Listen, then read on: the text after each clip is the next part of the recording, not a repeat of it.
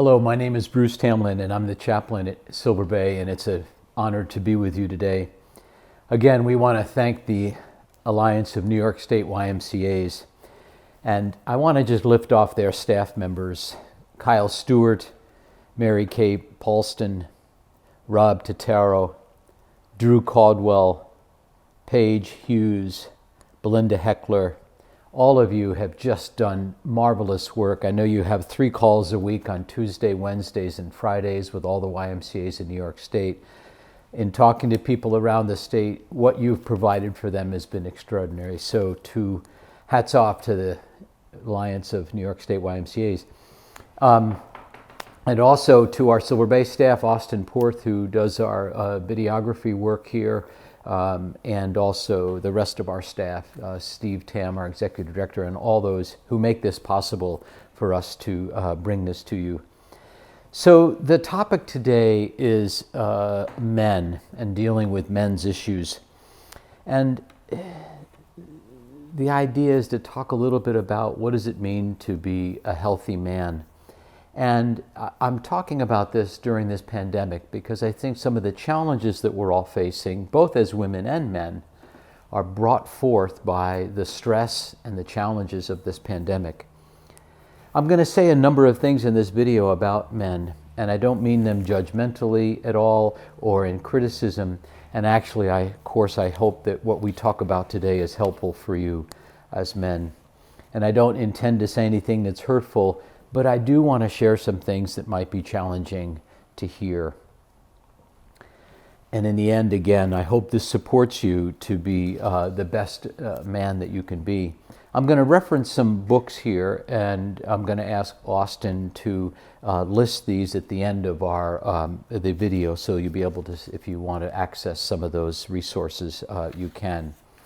And I would be remiss if I didn't say something for women about this, and please forgive me, women, that this is about men. But my hope is that as a woman, that you might understand the men in your life better by having sort of heard what I want to share about this today. As a woman, maybe you're married to a man, you have a father who's still alive, have a brother, a son, an uncle, or a grandfather.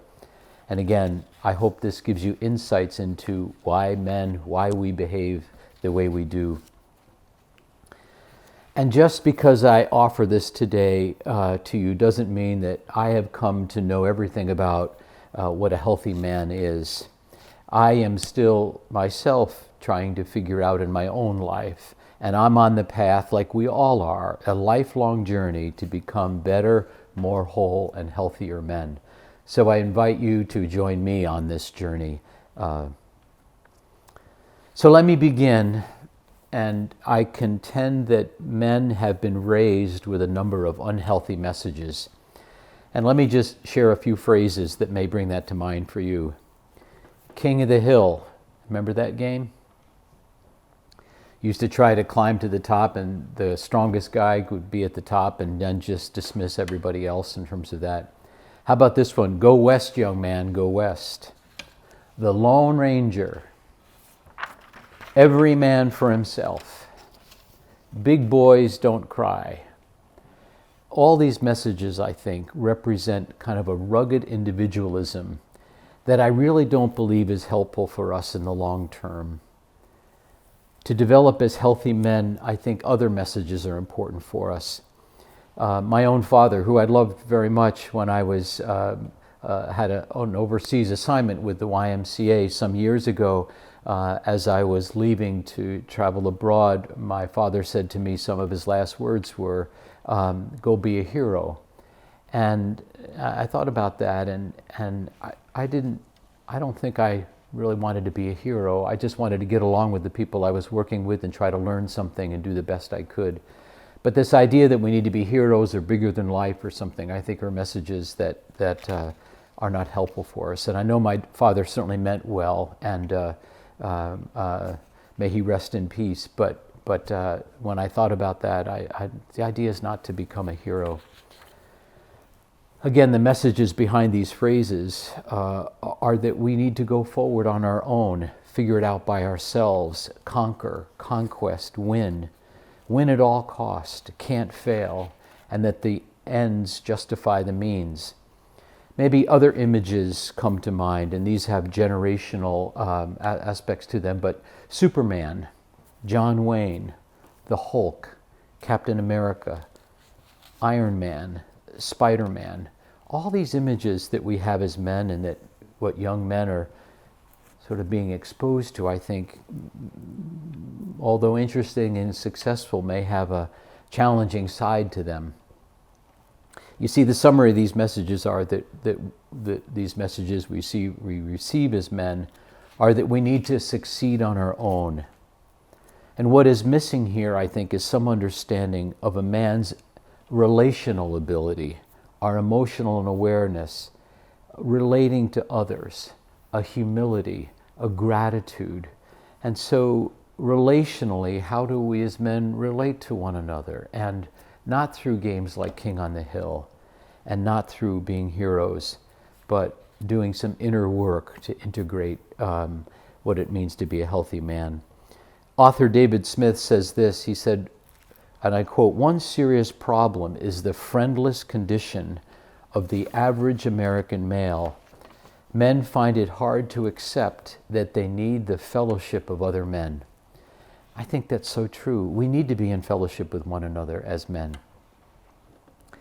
So this leads to this awareness that, and I say this sort of intentionally but thoughtfully, that all of us men have been wounded one way or another.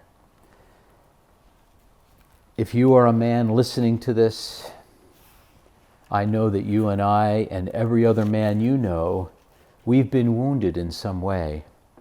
And if you're a woman listening to this, and you're in relationship with a man, or have been, know that this man carries a wound, and that this wound has an impact on your relationship with him.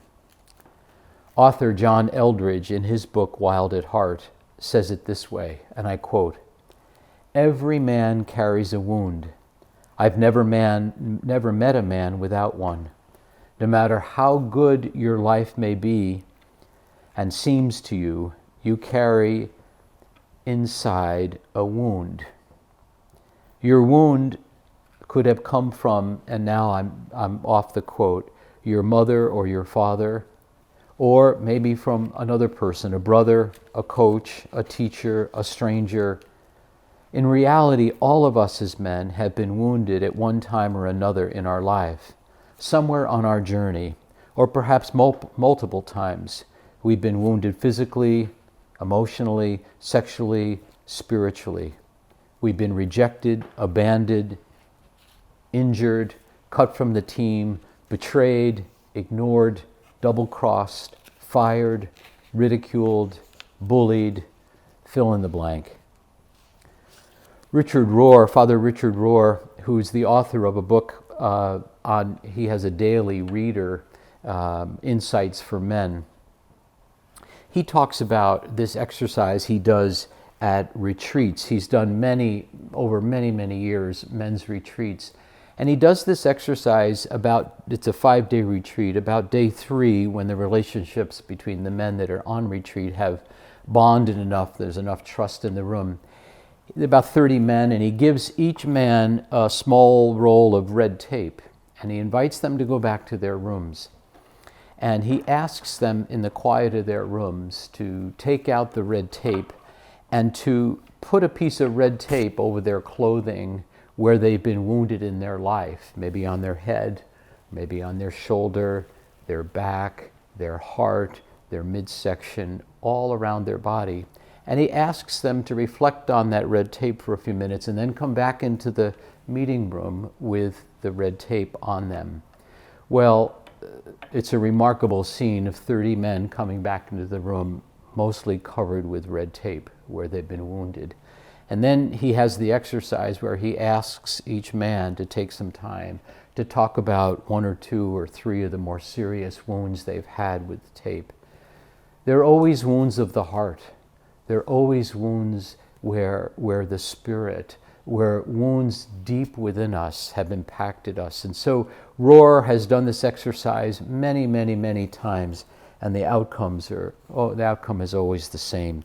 And I think if we did this ourselves, we would probably have a similar experience. And my hope would be that we're not always just doing videos, that someday we're able to be in a room with men and talk about our wounds and have the opportunity to share and to be with one another and support one another and come to love one another as a bond of men that can heal. So the message to us men is we need to hide our wound. Don't let anyone see it. It's embarrassing. Suck it up. Deal with it yourself. No one is interested in your wound. You're on your own. Go for it yourself. Well, with that message and with this wound that we all carry as men comes a message. And that message runs very deep and strong within us. The message can take different forms and manifest in uniquely different ways in each of us. But the message is always hurtful, damaging, and painful, and serves to rob men, you and me, of living with an inner sense of joy and contentment. The message communicates something like this: you're not good enough, or you're not that worthy, or that you're not worthy of being loved. You need to constantly prove yourself. You don't have that much value. You're just mediocre, or even worse, you're just not that good. Those messages are so hurtful for us and provide a background of insecurity for us that then we need to go out and try to keep proving every day, pushing the rock up a hill, that we're worthy. In the end, this message that's deep within us, this unhealed wound, remains unhealed. And the result of our woundedness and accompanying pain is that we struggle, and struggle mightily. So where does this wound get played out? What's so common for so many of us men is that we unknowingly and often unconsciously project our wound, our pain, onto those we love and care about. We get frustrated, angry, impatient, moody, cold, bitter, often taking out our pain on those around us at work and at home. We usually take it out most seriously on those we love the most. So the reality is, around all of this, that we don't want to let on that we even have a wound. And some of us might not even be conscious of the wounds that we have had. We've pushed them so deep and so far down that we've wanted to try to forget them. But those wounds somehow express themselves in our behavior. Those that love us watch the wounds. Our impatience, our anger, our rage, our frustration, our criticism, our drinking too much, our overeating, or other behaviors that serve as sort of outlets for this wound. The reality is our wounds leak out and ultimately affect those around us, those we love, those we work with, and those we live with. The outcome of all of this is that we rarely feel content and at peace with ourselves and with those in whom we are in a relationship. Many men suffer in silence. And the goal of this today is to help men to become more aware and more conscious of their own woundedness, mine and yours, and the accompanying pain that goes along with it. And by doing so, begin the process of healing for all of us. Many men have known what it is to have what we call the father wound, the origin of which comes from having a father who is either physically or emotionally unavailable, distant, just can't connect. Again, having done a number of workshops and retreats with men, I'll often ask men as partway through the retreat, how many of you in your relationship with your father looked at you in the eye and said, "Son, I really love you"? How many of you men heard your father say that he really loved you? raise your hands. I got to tell you, not many hands go up. It just wasn't common for men to do that. I think it's changed. Many younger men today tell their kids and sons and daughters they love them. But those out of my generation and before, it was not something that came easily for men. It was too vulnerable. It was too open. And so many men never raise their hand to that question. And what I say to them is that that's part of your wound. That, and many men will say in the workshop, well, I knew he loved me, but he never said it. Well, I am a strong believer that we need to be able to communicate as fathers to our sons and daughters, and as mothers too, of course, how much we love them. We look them in the eye and we say, son, I love you more than you'll ever know. I love you unconditionally. No matter what, I will always love you. Behavior, I might have trouble at times with your behavior, but that doesn't mean I won't love you. And so this is where some of our wounds as a man begins, in this what we call the father wound. And without the love and affection of our father, a boy is left wondering, is he worthy? Is he valued? Is he loved? A boy comes away with a few core questions when he's not loved by his father or feels the love of his father. Those questions look like this. Do I have what it takes? Am I enough? Am I really a man? And as a boy grows into becoming more a man, these questions don't go away. The result is men are forever working and searching to prove they're worthy, they're valued, and they're loved. And this produces an endless striving to ultimately prove that we are worthy. We tell ourselves, if I accomplish enough, if I accumulate enough, if I gain enough power, wealth, control, fame, prestige, I will finally prove that I'm worthy, worthy in the eyes of others, and worthy of the love of others. This has been part of my journey, and maybe yours too.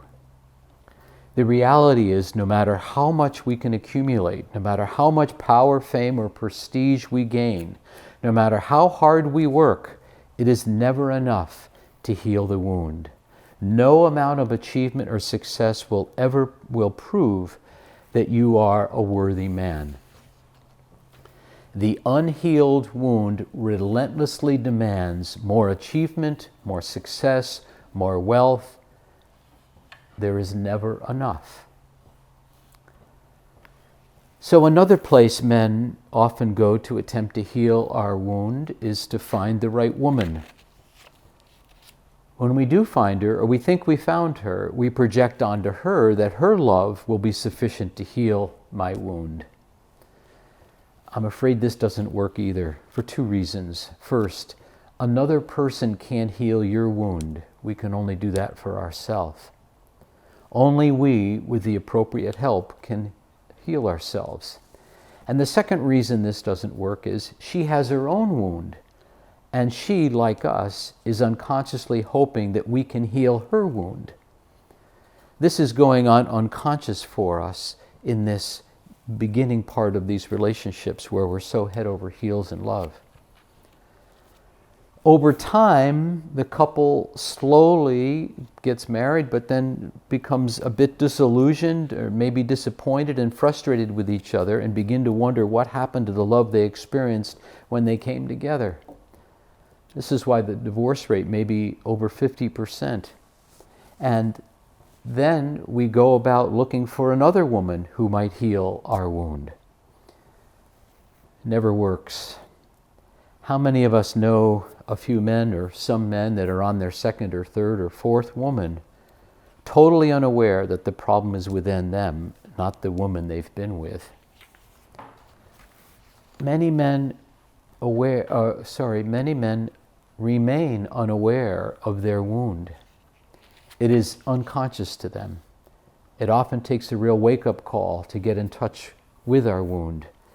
And that's what we're going through right now in this pandemic, is a real wake-up call.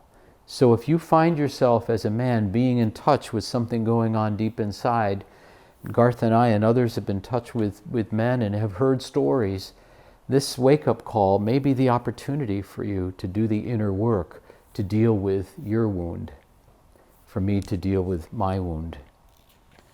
So what's the path to healing our wound? Let me offer an approach. Some men have done some good work, what we call inner work, to heal their wound. And by inner work, I mean they've courageously and intentionally faced the pain and acknowledging of their wound.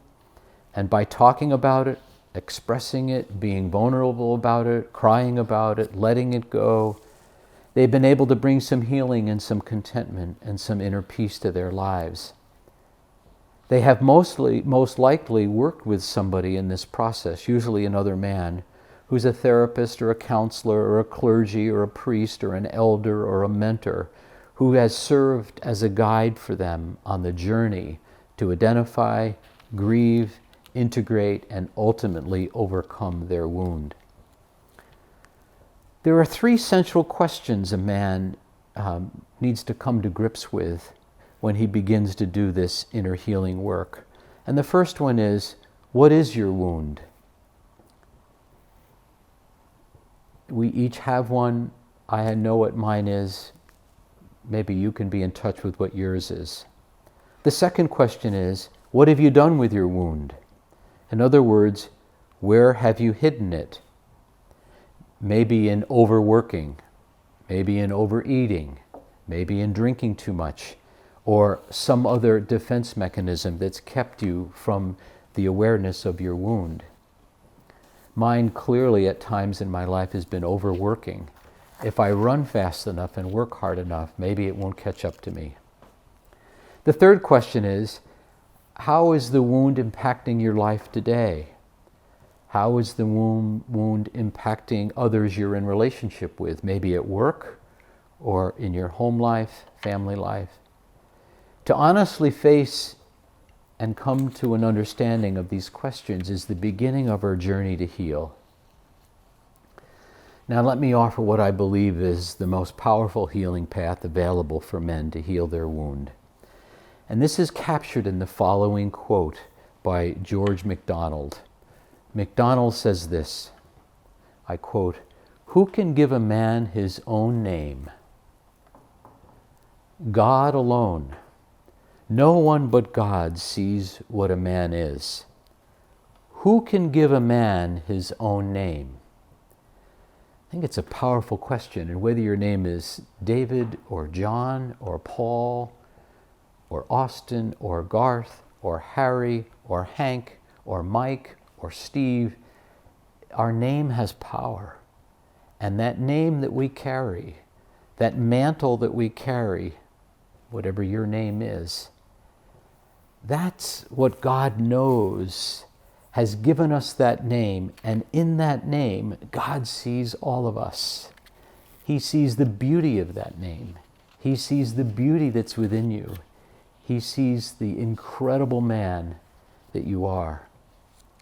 So what I would like to add here is that it's God's love, and that love that we need as men at our deepest core to help heal our wound.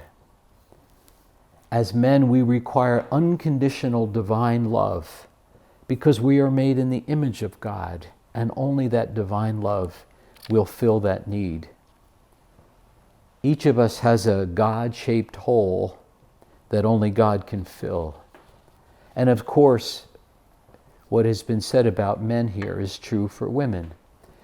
And when I say God, I want to just expand that concept of how you might experience God. I come from the Christian faith, and so I see it through that lens. But you might see that word God through creation, or through the Jewish lens, or through another faith lens. God does see our name, understands who we are, and loves us more than we can imagine.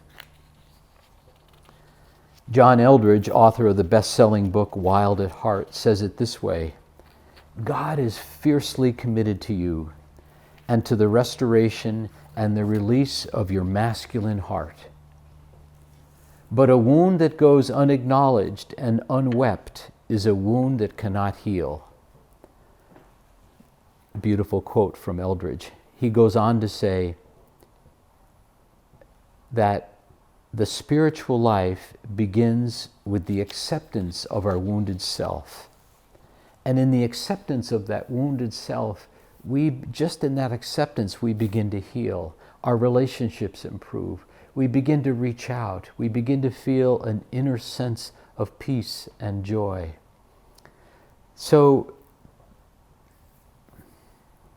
if what you have heard so far is making some sense, and you feel yourself wanting to explore the idea of doing some inner work on your own wound, let me suggest that you find another man, somebody who's trained in this work, a therapist, counselor, clergy, spiritual director, mentor, somebody who can walk with you on this most sacred of journeys, this incredibly remarkable journey, and certainly the most important journey in your life.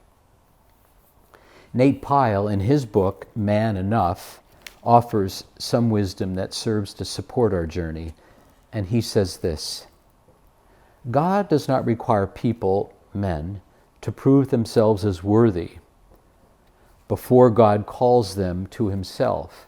Rather, in his calling of people, God deems them worthy. This is the gospel, that we do not need to prove ourselves to God. God declares us to be his sons and daughters. It is this good news that allows us to be the men whom God created us to be. How freeing for that. That's God's grace for us. We don't have to prove. Yes, we want to give it our best. We want to make our best effort in terms of that. But we're not proving through our work legitimacy. God has already said, you are a beautiful man in the person that I created you to be.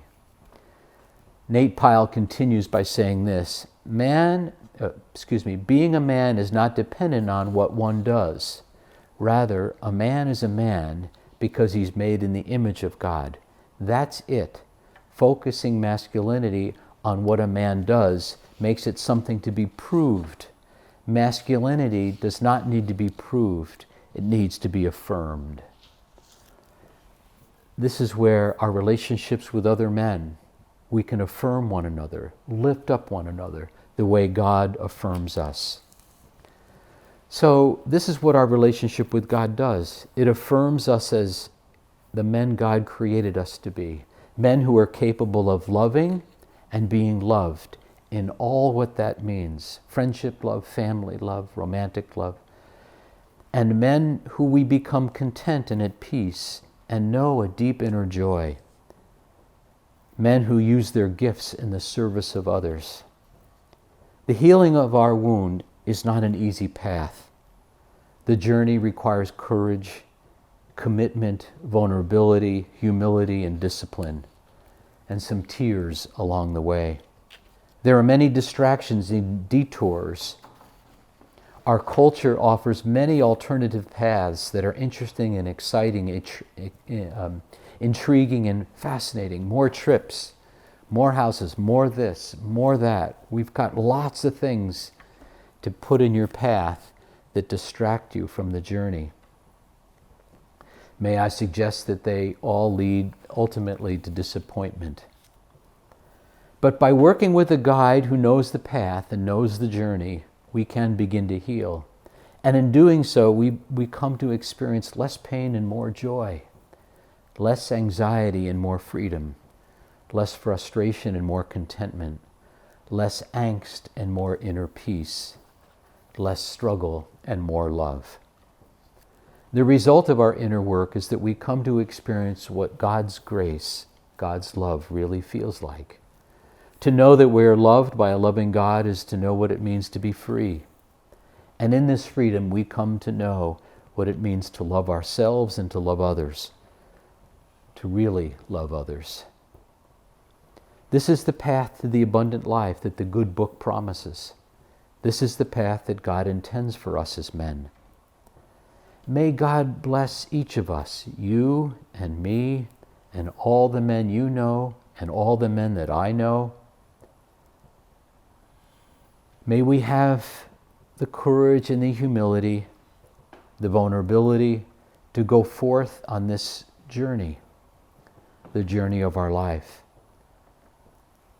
My colleague Garth and I and all of us at Silver Bay wish you and bless you on your journey.